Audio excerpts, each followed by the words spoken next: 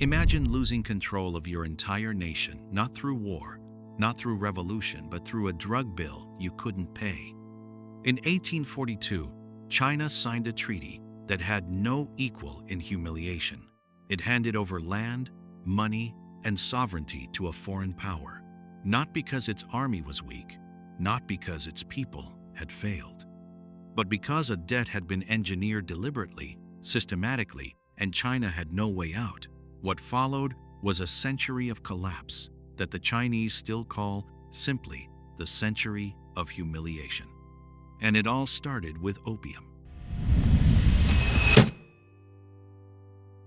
For most of human history, China didn't need the world. It was the world.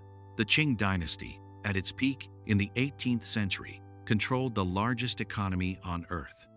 Chinese silk, tea, and porcelain were so desired by Europeans that Western merchants had almost nothing China wanted in return. Trade was wildly imbalanced, and in China's favor, silver flooded east. Goods flooded west. The emperor ruled over 400 million people. The imperial court was a universe unto itself. But in London, in the offices of the British East India Company, a problem was being quietly solved. Britain's trade deficit with China was bleeding the empire dry. They needed something China would buy. Something irresistible, something addictive. They found it in the poppy fields of Bengal. Opium had existed in China for centuries, used in small amounts for medicine. But what the British did was different. They began flooding China with it, industrial quantities. Cheap, potent, and shipped with ruthless efficiency through a network of corrupt port officials, local dealers, and desperate buyers. By the 1830s, the East India Company was exporting thousands of chests of opium into China every single year. Silver stopped flowing east. Now it flowed west back to Britain to pay for the drug that was destroying Chinese society.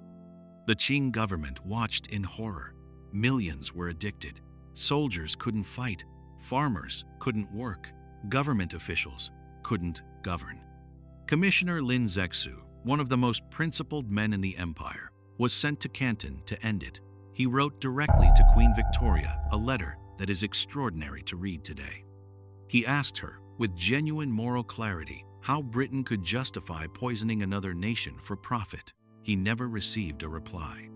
Instead, he seized and destroyed over 1 million kilograms of British opium and expelled foreign traders from Canton. He believed he had solved the problem.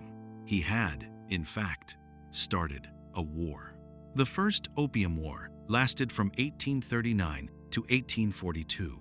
On paper, it was a conflict over trade rights. In reality, it was the moment the modern world announced itself to Imperial China, and China was not ready.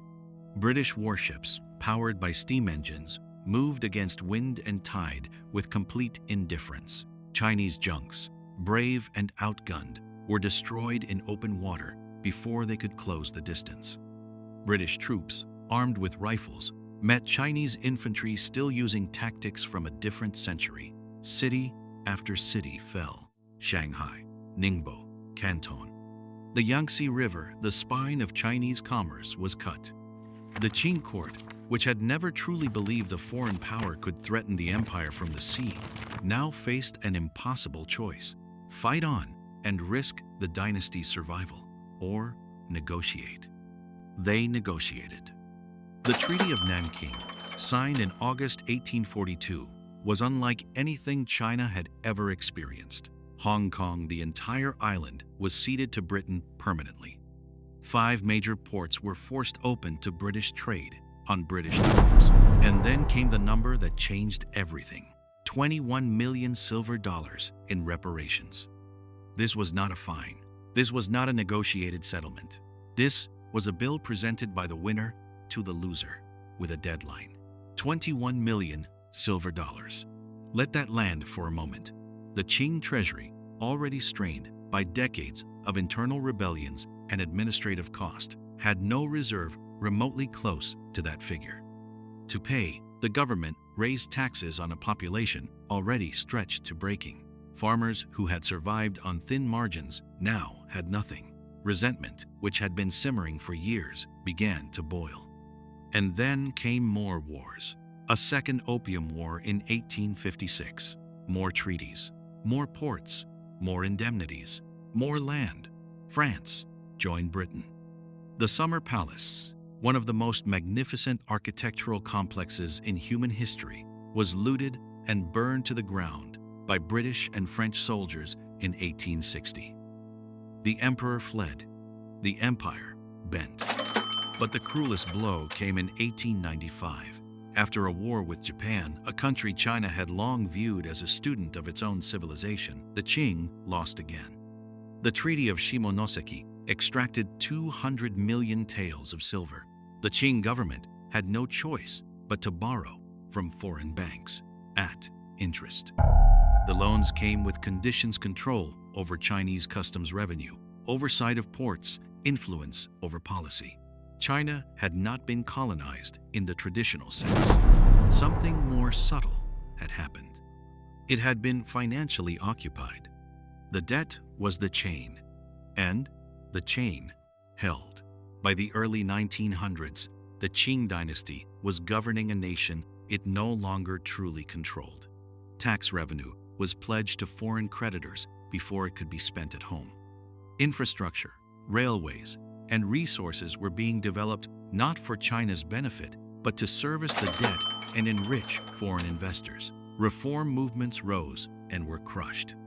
The Boxer Rebellion of 1900, a desperate, chaotic explosion of anti-foreign rage, ended with yet another indemnity: 450 million taels.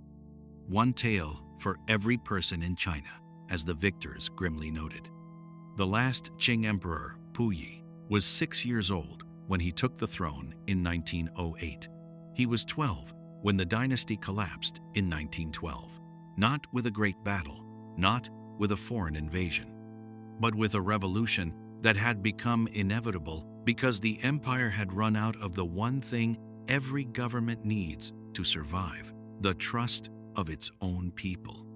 A government that cannot protect its citizens from exploitation, that taxes them to pay debts incurred by their humiliation, eventually loses its right to govern. The Qing dynasty didn't fall because it was ancient. It fell because it was broke.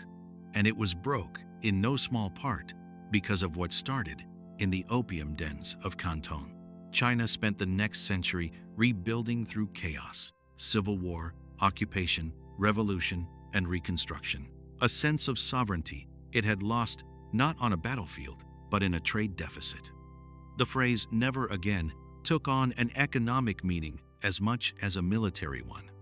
When China's modern leaders speak of self-sufficiency, of controlling key industries, of suspicion toward foreign financial entanglement, they are speaking from a memory that is only 5 generations old. The century of humiliation is not ancient history in China. It is a living wound, and its origin was not a gun. It was a debt. So what do we take from this? The Qing dynasty's story is not just about opium or war or empire. It's about what happens when a powerful institution, a nation, a company, a family refuses to believe the world has changed until it's too late to adapt. China's rulers were not stupid. They were proud. And pride, when it becomes blindness, is the most expensive luxury in history. But there's a second lesson, quieter and more uncomfortable. The debt that broke China was not a natural consequence of trade. It was engineered. Designed by men in London who understood that if you could create the dependency and then charge for the cure, you could control an empire without ever officially owning it. That idea, control through financial dependency rather than military conquest, did not die in the 19th century. It got more sophisticated. It put on a suit. The real power was never in the gunboats. It was in the ledger.